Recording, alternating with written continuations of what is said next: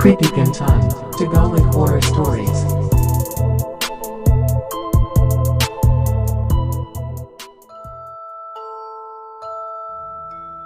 Ilang gabi nang hindi makatulog si Marlene. At kahit sa araw, ay palagi siyang balisa.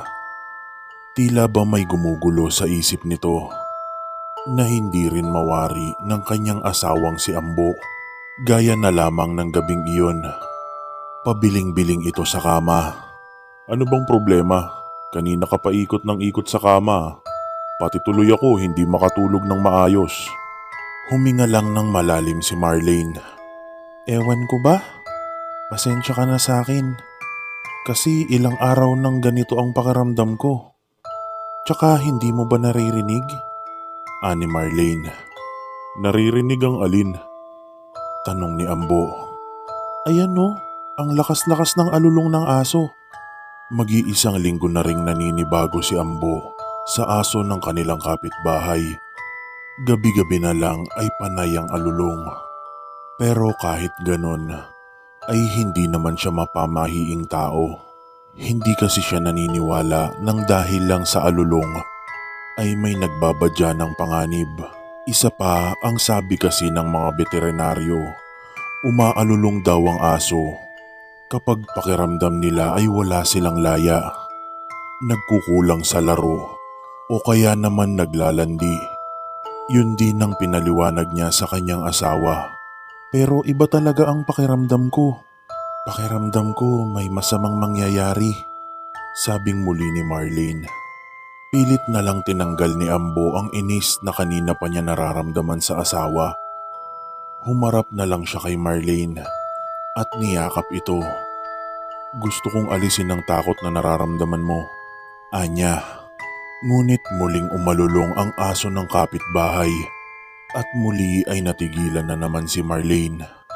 Sumiksik ito sa dibdib ng mister. Higpitan mo naman ang yakap sa akin.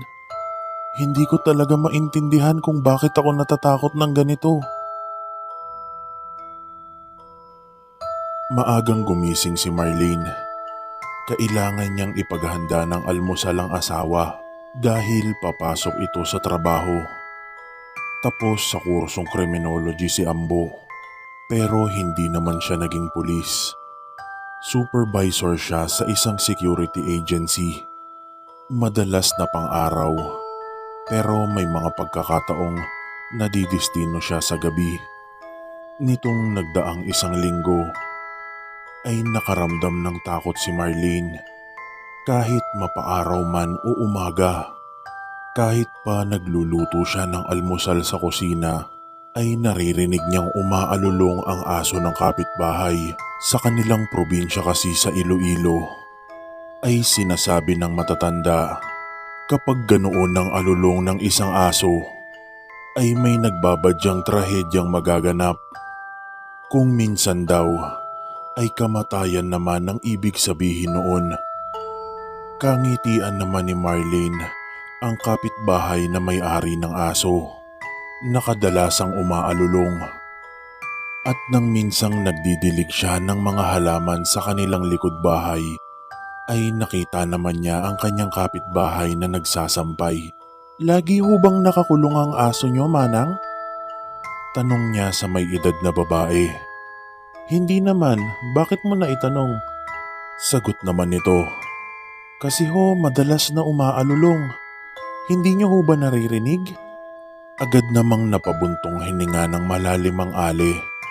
Hay nako, sinabi mo pa. Hindi naman ganyan yung asong yan namin dati. Ewan ko ba kung bakit nagkakaganyan yan. Nito lang mga nakalipas na araw. Kinikilabutan tuloy ako. Anito. Bakit ho? Masama rin ho ba ang ibig sabihin sa inyo ng alulong ng aso? Tanong ni Marlene sa Ali. Aba oo naman. Sinasabi sa amin sa probinsya na may mga nakikitang kung ano ang mga asong ganyan. Di nga ba ay sinasabing mas matalas ang kanilang pakiramdam kesa sa ating mga tao? Muling naramdaman ni Marlene ang kilabot na palagi niyang nararamdaman nitong mga nagdaan. At sabay silang nagulat ng kausap niyang babae. nang makarinig ng malakas na tili ng isang batang babae. Naku, ang apo ko yun ah, bulalas ng kausap niya. Kaya napatakbo din si Marlene pasunod sa babae. Sumunod siya sakaling kailanganin ng kanyang tulong. At isa pa ay gusto din niyang malaman kung ano ang nangyari sa batang babae. Nanginginig ang 7 taong gulang na batang babae nang abutan nila sa loob ng bahay. Bakit apo? Anong nangyari? Tanong dito ng lola. Mahigpit na yumakap ang bata sa lola nito. Lola, may 2 taong biglang lumitaw. Babae yun tsaka lalaki. Salaysay ng bata. Lumitaw sa loob ng bahay natin? Tanong naman ng kanyang lola. Opo lola, parang mag-asawa sila. Pero sanay ka namang makakita ng babae at lalaki, di ba? Sagot ng lola. Ngunit laking kilabot nila nang sumagot ang bata. Wala kasi silang mga paa, lola. Tapos puno pa ng pulang mantsa ang mga damit nila. Kinilabutan si Marlene sa mga narinig. Sa palagay niya ay may nagmumulto sa kanilang kapitbahay. Pero ang nakapagtataka doon ay siya lamang ang higit na kinikilabutan at siya lang ang higit na apektado. Nagkwento si Marlene sa kanyang asawa pagdating nito kinagabihan. So hindi tayo ang minumulto kundi sila. Wala ka na palang dapat ikatakot. Ani Ambo na para bang natawa pa. Naging panggabi si Ambo ng sumunod na linggo. Wala pa ring pagbabago ang aso ng kanilang kapitbahay. Panay pa rin ang nakakakilabot na pag-alulong nito. Isang gabi ay natukso siyang sumilip sa kanilang bintana at nasindak siya sa kanyang mga nakita. Gumapang ang kilabot sa buo niyang katawan. Waring isang lalaki at isang babae ang nakita niya sa dilim, gaya ng sabi ng apo ng kanilang kapitbahay.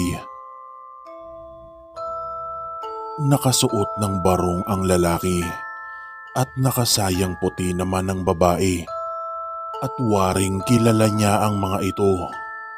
Para bang iyon ng kanyang mga magulang. Palabas ang mga iyon sa bakuran ng kanilang kapitbahay. Pagkatapos ay pumasok sa katapat na bakuran. Nakapasok nang hindi binubuksan ng gate. Diyos ko, ani Marlene sa isip. Ano ang ibig sabihin nito? Hinahanap ba siya ng kanyang mga magulang?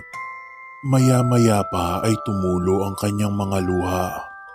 Umiyak siya hanggang sumapit ang umaga. Sumakay si Marlene at Ambo sa eroplano patungong Iloilo. Halos hindi na tumigil si Marlene sa pag-iyak hanggang di mapapayag ang asawa na umuwi sila sa kanilang probinsya. Iba talaga ang kanyang nararamdaman. Tinutulan ng mga magulang ni Marlene ang relasyon nila ni Ambo. Dahil may dati nang naka-live-in ang binata, yun ang panakot sa kanya ng mga magulang. Kung di niya lalayuan si Ambo, ay mas mabuti pang magpakalayo-layo na lang sila. Kaya lumuwas sila ng Maynila at pinutol ang komunikasyon sa kanyang mga kaanak. Mahirap ipaliwanag kung paano niya nakita ang kanyang mga magulang sa kalaliman ng gabi. Masama ang kutob niya at di siya mapakali. Nakaburol na ang kanyang ama't ina pagdating nila sa bahay. Sabay pumanaw ang mag-asawa sa aksidente sa tricycle. Malakas ang iyak na yumakap siya sa kabaong ng mga magulang. Kaya pala palagi akong kinakabahan. Panaghoy niya. Nang mahimasmasan ay nagkwento siya sa kanyang mga kapatid at kamag-anak tungkol sa palaging pag-alulong ng aso ng kanilang kapitbahay at sa pagkakakita niya sa mga magulang sa kalaliman ng gabi. May paliwanag naman doon ng isang tiyahin niya. Kaluluwa man ay mayroon ding limitasyon ang kakayahang mahanap ang isang mahal sa buhay. Naliligaw ang kaluluwa ng mga magulang mo dahil sa paghahanap sa'yo, dahil di nila ganap matukoy kung nasaan ka. Anito, bagamat wala na sila, ay hinanap pa rin nila ako. Sabi niya na muling nagpabagsak sa kanyang mga luha. Ibig bang sabihin noon, napatawad na nila ako? Tanong niya. Tandaan mo, Marlene, walang magulang na nakakatiis sa anak. Siguradong napatawad ka na nila. Sambit ng kanyang tiyahin. Hindi na muling nakarinig ng alulong ng aso si Marlene mula noon at ayaw na niyang makarinig muli noon dahil meron na siyang hindi makakalimutang karanasan sa pag-alulong ng aso at ayaw na niyang maulit muli iyon.